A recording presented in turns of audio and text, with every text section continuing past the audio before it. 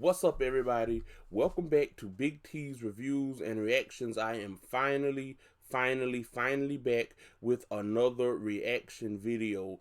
And this reaction video really means a lot to me. You see, I want to laugh already. This is one of the funniest shows I've ever watched. I've watched it on Netflix all the way through maybe 3 times. Schitts Creek. I mean, see, I want to laugh already. This show is just amazing. And we are doing a reaction to the top 10 hilarious Schitts Creek running gags. Like, subscribe, comment. We don't spend a lot of time on this channel talking. Let's get into it. But I don't think you can run in those. Tell that to me at 21 escaping the Yakuza. Hey everyone, I'm Rebecca and welcome to Ms Mojo. Today we're counting down our picks for the top 10 Schitts Creek running gags. Here's the thing you should know about my dad.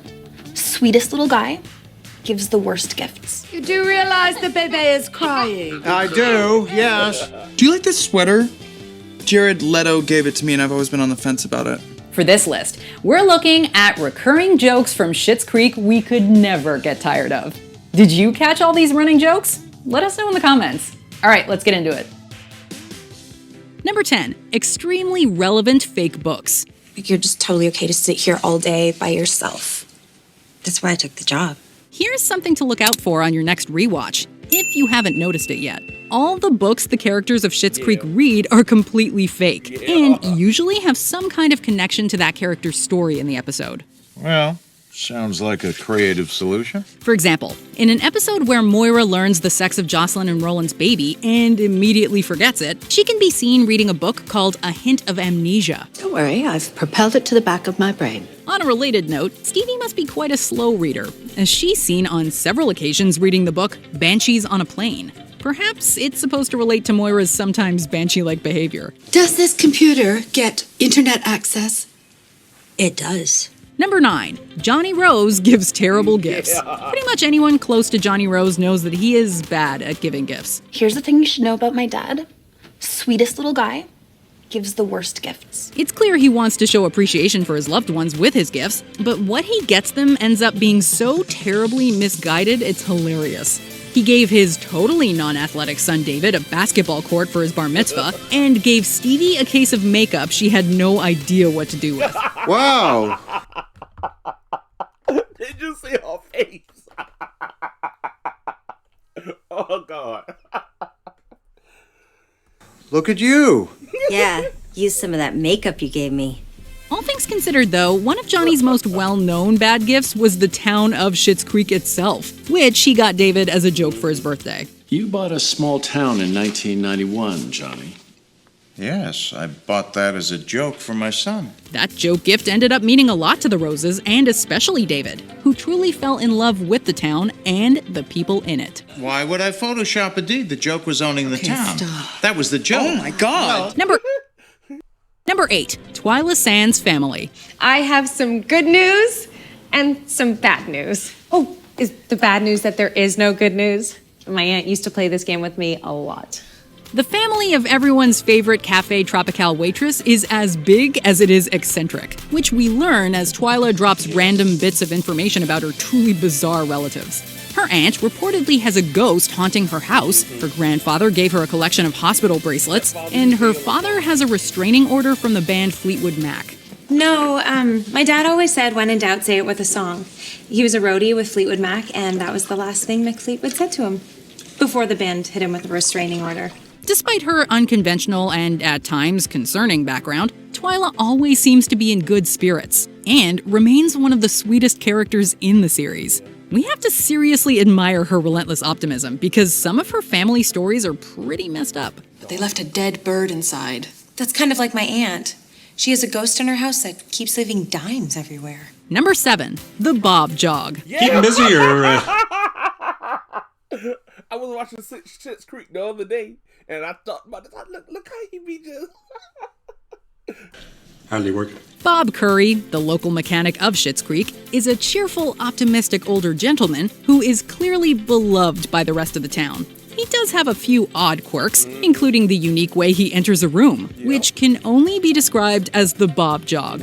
In many scenes, Bob can be seen entering via a strange half jog with his hands and arms bouncing around his You saw Johnny be looking at him like, why are you doing that? moves. This move is almost always accompanied with a laugh from Bob and surely delights audiences at home as well. The Bob jog seems to come from Bob being so excited to tell someone something that walking just won't get him there fast enough, which we have to admit is pretty sweet. Isn't she a beaut? Number 6, David Rose's disgusted face. David isn't the best at hiding his true feelings, as evidenced by the many times he pulls a disgusted face at something he doesn't like. I don't know why I haven't brought him in sooner. This place is perfect. Thank you so much.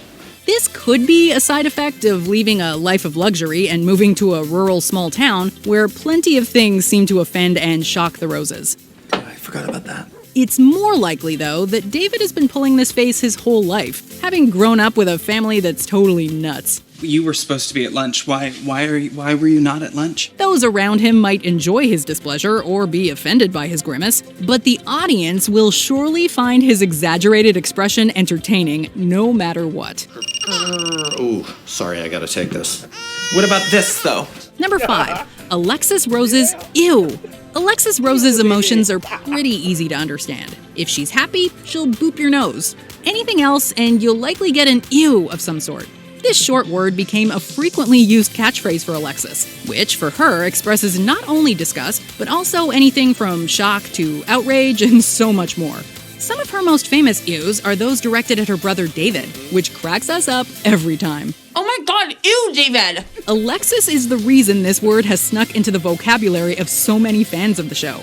And we love her for giving us such a versatile new way to use it. Actually, Roland is staying here for a few days. Ew. It's disgusting. Number 4, Moira Rose loves her wigs. My very soul has been kidnapped. There's no ransom. No one's coming to save me. One of the most iconic parts of Schitts Creek is undoubtedly Moira's vast collection of wigs, which she managed to salvage when the family's assets were seized. No, did you put Christy with Robin? They don't like each other. No! They all have names, of course, and she wears them all the time. Sometimes they appear in very unconventional ways, like as a hat over her real hair. No, I'm simply here to inspire. It's truly a full-on obsession, as Moira would risk it all to save her precious wigs. Or, as was the case when there was a fire at the motel, have Roland take the risk to save them. At one point in her life, Moira probably cared more about the wigs than her own children. My babies. No, your kids aren't here. My girls. What girls? My girls. Oh. Lorna, second from the left. Okay. If she takes on smoke, she'll never recover. Hey, this one. And Cindy. Cindy below her. Cindy, I just gave her a blowout. Thankfully, as the family bonded, she proved she loves David, Alexis, and all her wigs equally. Number 3, name dropping. Before the events of Schitts Creek, the Roses belonged to...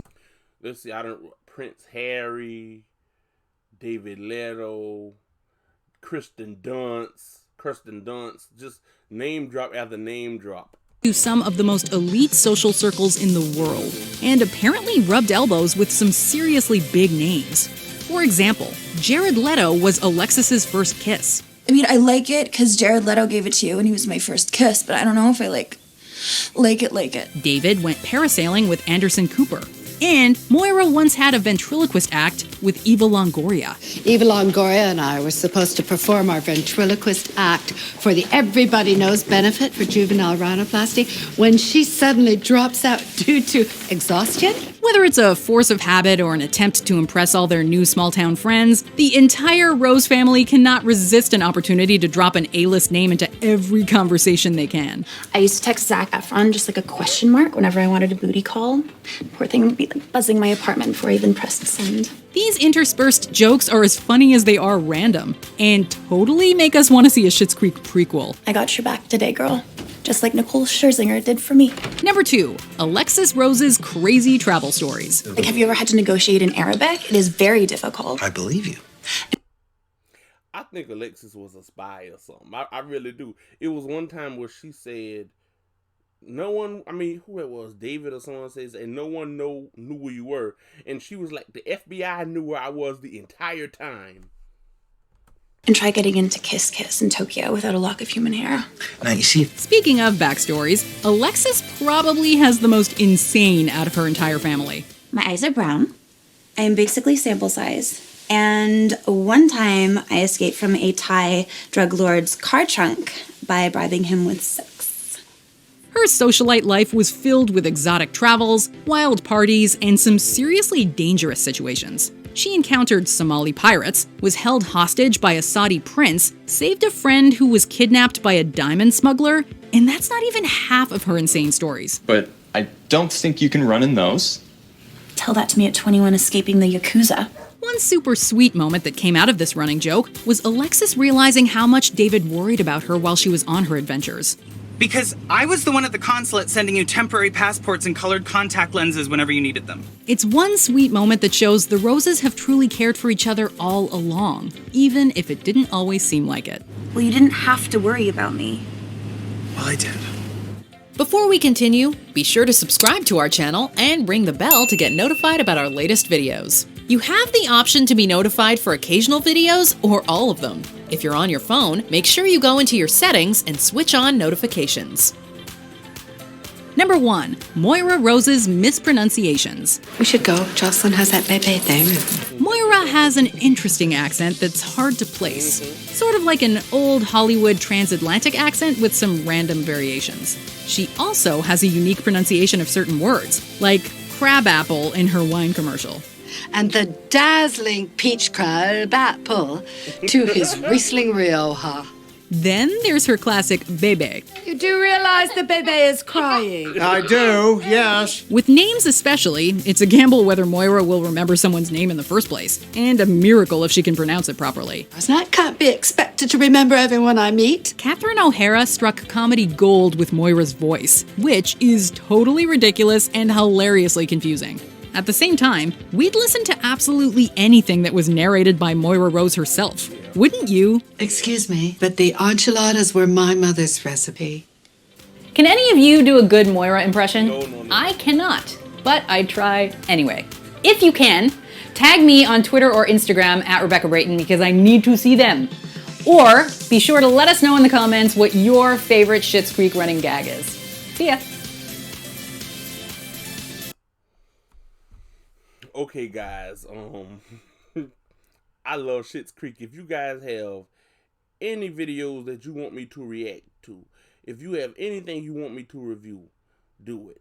Wednesday, we have the upcoming episode 6 of American Horror Story Red Tide. That's the finale, and of course, I will be doing a review. I love American Horror Story. We're going to get back to Chills a bit soon, but I will see you guys later.